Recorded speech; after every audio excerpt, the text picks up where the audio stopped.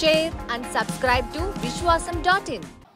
ఒకవైపున మన సమస్యలను వినేందుకు మన తరపున మనకు ఎటువంటి సమస్యలు ఉన్నాయి అని చెప్పి మా తరపున కూడా ఒక చట్టసభలో ఒక ప్రతినిధి మా తరపు నుంచి కూడా ఉండాలి. అలా ఉంటే మా సమస్యలు కూడా గవర్నమెంట్ దృష్టికి తీసుకొని పోగలుగుతాము. తద్వారా గవర్నమెంట్ దగ్గర నుంచి సానుకూల స్పందన మాకు వస్తుంది అని మీరు అడిగిన రిక్వెస్ట్కు మొట్టమొదటి ప్రభుత్వం అనుకుంటా అది మన వైఎస్ఆర్ కాంగ్రెస్ పార్టీ ప్రభుత్వం అని చెప్తా ఉన్నా.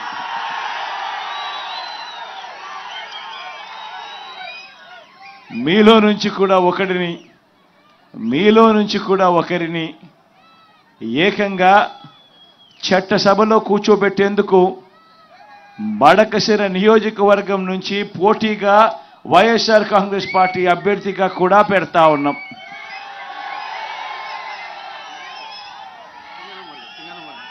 సింగనమల నియోజకవర్గం నుంచి పెడతా ఉన్నాం.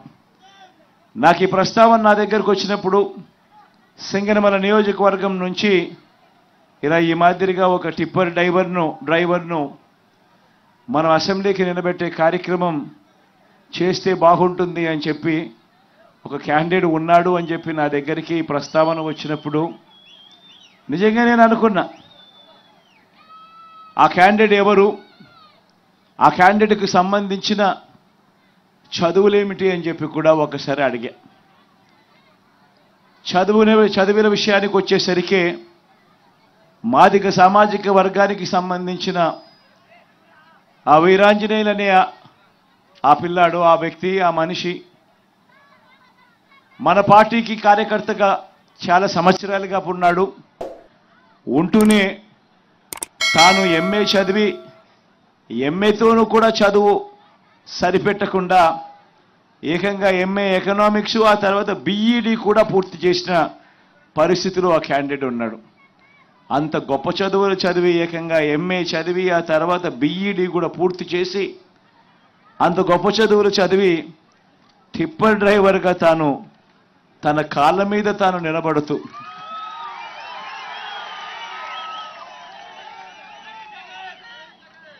అటువంటి వ్యక్తిని ఎవరైనా కూడా అప్రిషియేట్ చేయాల్సింది పోయి ఎవరైనా కూడా భుజం తట్టి శబాష్ అని చెప్పి అనాల్సింది పోయి కారణం ఏంటంటే తాను ఉద్యోగం రావడం లేదు అని చెప్పి తాను బాధపడాల. చంద్రబాబు నాయుడు గారి హయాంలో తనకు ఉద్యోగం దొరక్కపోయినా కూడా తాను బాధపడలా. తాను ట్రిప్పర్ డ్రైవర్గా అయినా సరే తన కుటుంబాన్ని పోషించుకునేందుకు ఎటువంటి ఇబ్బంది కూడా పడుకోకుండా తన కుటుంబాన్ని పోషించడం మొదలుపెట్టాడు. అటువంటి వీరాంజనేయులను చంద్రబాబు నాయుడు గారి హయాంలో ఎంఏ చదివి బీఈడి చదివి టిప్పర్ డ్రైవర్గా తన జీవితం కొనసాగుతా ఉన్న ఆ వీరాంజనేయులను మన ప్రభుత్వం వచ్చిన తర్వాత ఏకంగా ఎమ్మెల్యే టికెట్ ఇచ్చి ఈ రోజు నిలబెడతా ఉన్నాం. మీ అందరి ప్రతినిధిగా మీ అందరికీ తోడుగా ఉంటూ మీ సమస్యలను కూడా చట్టసభలో లేవనెత్తడానికి మీ తరపున మీ సోదరుడుగా చట్టసభలో ఉండేందుకు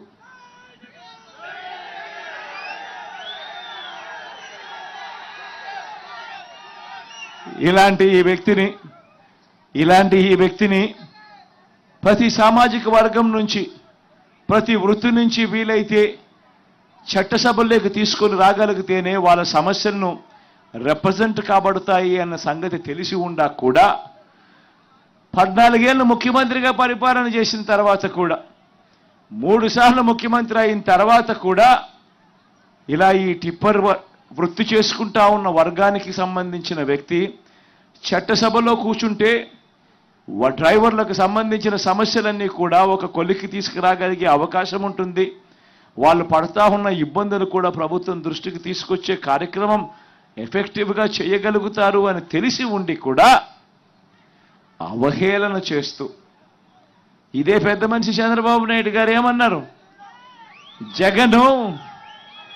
జగను ఒక టిప్పర్ డ్రైవర్కు సీట్ ఇచ్చాడు అని చెప్పి ఇలా చూపించాడు.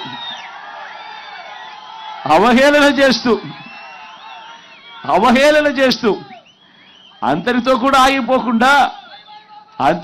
ఆగిపోకుండా టిప్పర్ డ్రైవర్ అనేసరికే చాలు ఏలుముద్రగాడు అని చెప్పి కూడా అనేశారు చంద్రబాబు నాయుడు. నేను అడుగుతా ఉన్నా ఇదే చంద్రబాబు నాయుడు గారిని, అవునయ్యా జగన్ టిప్పర్ డ్రైవర్కే సీట్ ఇచ్చాడు,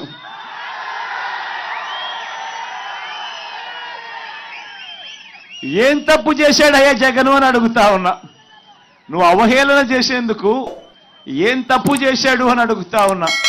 నిజంగా నువ్వు చెయ్యలేని పని, నువ్వు కోట్లు డబ్బులున్న పెత్తందారులకు నువ్వు టికెట్లు ఇచ్చావు. నేను ఒక సామాన్యుడికి, ఒక పేదవాడికి పార్టీ తరఫున నిలబెడిచ్చి టికెట్ ఇచ్చి గెలిపించే కార్యక్రమం నేను చేస్తా ఉన్నా. Like, share and subscribe to Vishwasam.in.